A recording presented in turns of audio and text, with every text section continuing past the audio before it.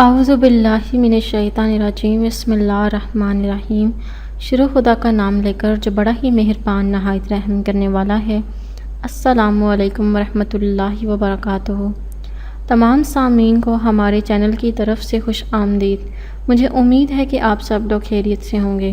ناظرین، آج کا جو وظیفہ میں آپ لوگوں کی خدمت میں لے کر حاضر ہوئی ہوں وہ پیٹ کی بیماریوں کو دور کرنے کے لیے ہے، جس میں مختلف اقسام کی بیماریاں شامل ہوتی ہیں، جیسے کہ پیٹ میں گیس ہو جانا، پیٹ میں مروڑ اٹھنا، پیٹ میں آپ کے کیڑے پڑ جاتے ہیں جس کی وجہ سے آپ یہ وظیفہ کر سکتے ہیں۔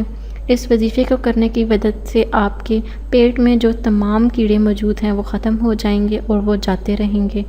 دوستو، وظیفہ بتانے سے پہلے میری آپ لوگوں سے چھوٹی سی درخواست ہے کہ آپ میری اس ویڈیو کو لائک کریں اور اپنے دوستوں کے ساتھ شیئر ضرور کریں۔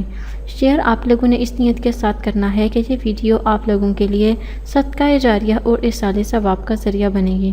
دوستو، ہو سکتا ہے کہ آپ کے ایک شیئر کرنے کی وجہ سے کسی انسان کی بہت بڑی پریشانی یا مشکل حل ہو جائے۔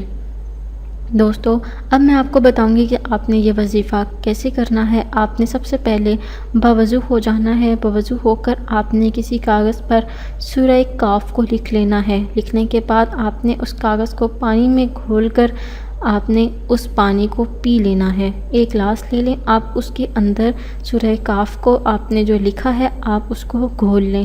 گھولنے کے بعد آپ وہ پانی پئیں اور آپ نے چند روز تک یہ عمل کرنا ہے جب تک کہ آپ کا پیٹ کا درد یا پیٹ کی آپ کی جو بھی بیماری ہے وہ ٹھیک نہیں ہو جاتی۔ انشاءاللہ تعالیٰ اس وظیفے کو کرنے کی مدد سے آپ کے پیٹ کی بیماری ٹھیک ہو جائے گی۔ انشاءاللہ تعالیٰ آپ کو پیٹ کی تمام جملہ بیماریوں سے نجات حاصل ہوگی۔ دوستو، اگر آپ کو آج کا وظیفہ پسند آیا ہے تو کمنٹس میں اس کا اظہار ضرور کیجیے۔ انشاءاللہ تعالیٰ آپ سے پھر ملاقات ہوگی بہت جلد ایک نئی وظیفے میں، ایک نئی ویڈیو کے ساتھ۔ مجھے اپنی دعاؤں میں یاد ضرور رکھیے گا۔ اللہ حافظ و ناصر۔